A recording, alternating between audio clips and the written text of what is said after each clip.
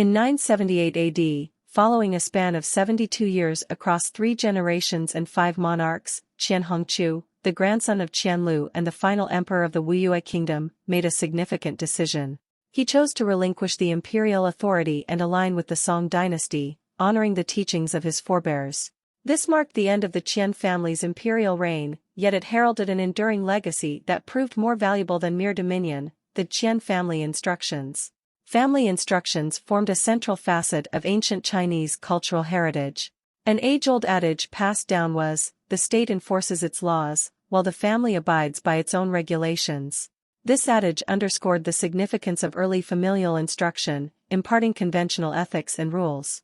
National law constituted a system designed by ancient rulers to sustain societal order, govern behavior, and control speech. However, this centralized code often fell short of addressing the nuances of individual family dynamics, resulting in diverse family rules. Qian Family Instructions mirrored the tenets found in most traditional households' family instructions. Its central tenets revolved around fostering loyalty, filial piety, and inculcating Confucian values of propriety, righteousness, honesty, and honor. Despite Qian Liu's modest upbringing and limited early education due to financial constraints, his later journey into statesmanship and establishment of the Wuyue kingdom underscored the importance of education. Thus, Qian Liu's Qian Family Instructions accentuated the role of cultural education in tandem with Confucian moral teachings, particularly filial piety, self-improvement, and familial unity. The proclamation that even if descendants are not particularly gifted, they must engage in the study of poetry and literature encapsulated the idea that personal development, family harmony, and effective governance required scholarly pursuits. Within Qian Family Instructions, Qian Liu advocated for affluent families to aid both kin and other families, establish private schools, acquire public land, provide succor during periods of hunger, and allocate resources for education and scholarships. The directive to allocate portions of family resources for educational initiatives aimed to ensure that underprivileged family members had access to learning opportunities. Since the Song dynasty, the Qian lineage cultivated a culture of mutual support and assistance, fostering an environment conducive to education. This commitment to education led to the emergence of remarkable talents through successive generations. Throughout the Song dynasty, over 320 individuals from the Qian family attained the prestigious Jinshi title, awarded to those excelling in the highest imperial examination. In modern times, the Qian family continued producing a multitude of outstanding cultural and scientific figures, transforming into a renowned intellectual family across China, Taiwan, and the world.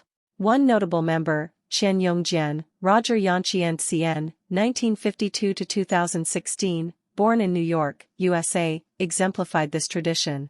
As a Nobel laureate in chemistry, 2008, and a member of the U.S. National Academy of Medicine, Qian Yongjian's achievements underscored the far-reaching impact of the Qian family's legacy. Over 100 Qian descendants have made substantial contributions to cultural and scientific fields across more than 50 countries globally. Qian Family Instructions emerged as a treasure surpassing the significance of imperial authority. Throughout history, imperial power invariably experienced transformation. When dynastic rule waned, so did the associated privileges, often leading to the downfall of the entire lineage. However, Qian Family Instructions imbued the Qian family with the enduring values of Confucian ethics, an unbroken legacy destined to be transmitted across generations, perpetually benefiting the family. The prosperity of the Qian family consequently influenced the advancement of the Wuyue kingdom. To this day, the Yangtze River Delta region, formerly the Wuyue kingdom, remains a bastion of cultural, technological, economic, industrial, and agricultural development. Over 2 millennia ago, during the Spring and Autumn period and the Warring States period, Ren Yu, a disciple of Confucius, posed a question during their visit to the state of Wei.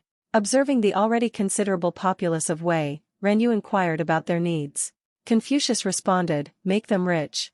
When queried about addressing their needs once they were affluent, Confucius succinctly replied, "Educate them."